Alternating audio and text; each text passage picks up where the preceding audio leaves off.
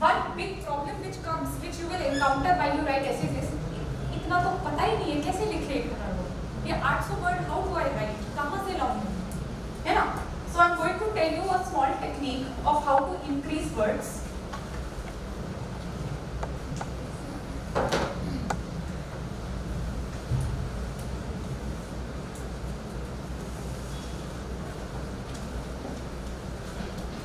So for many of us, we don't know how to manage these 800 words. कहाँ से ये तो ठीक है लिख लेंगे कैसे, how to get this?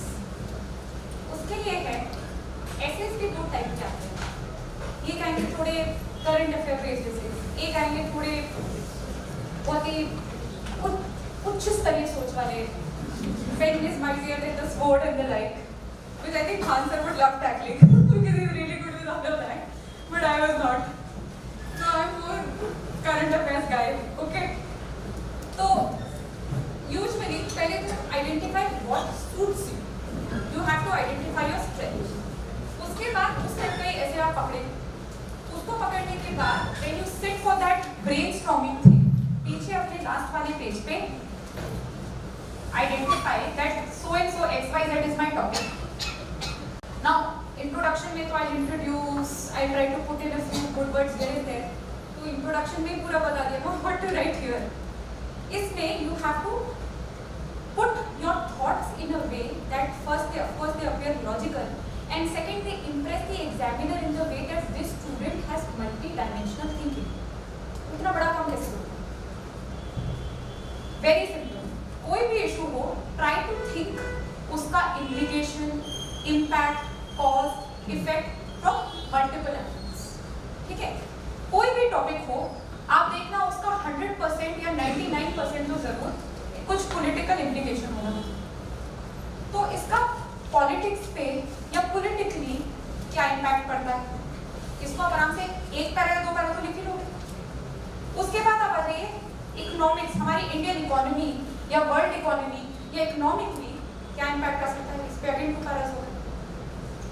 Next पे आप आ जाइए how will it impact the individual, that means how will it impact you, how will that matter impact you, how will it impact the society.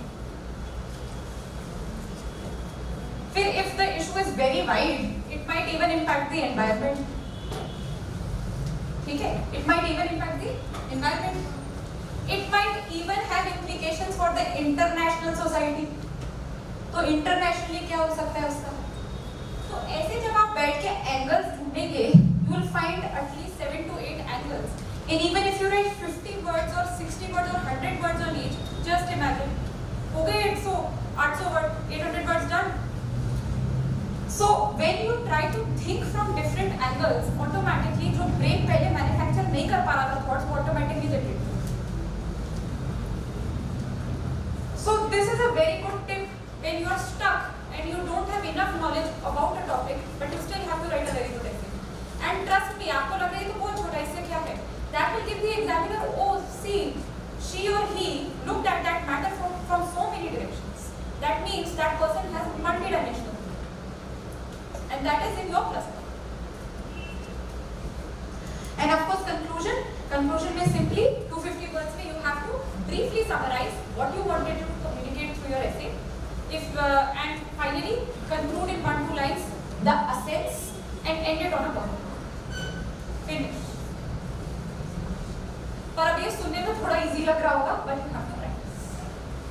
तब ये इतना इजी हो जाएगा कि actually ऐसे वाले दिन आप लोग टेंशन में नहीं, एंड ये इतना स्कोरिंग पेपर होता है जिसको लोग खराब करते हैं।